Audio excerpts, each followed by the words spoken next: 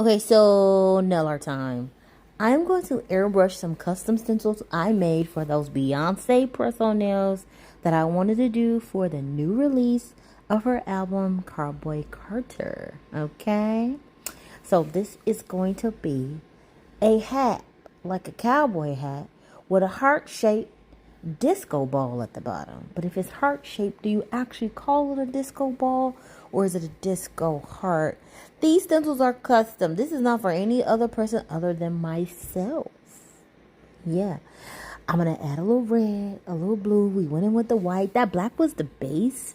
You know, I mask off the parts that I don't need to use. I teach a lot of this in my different classes, my membership, blah, blah, blah, blah. You know where to find me if you really want to learn from me. I mean, I swear you do. But this came out way better than I could have even remotely thought it would.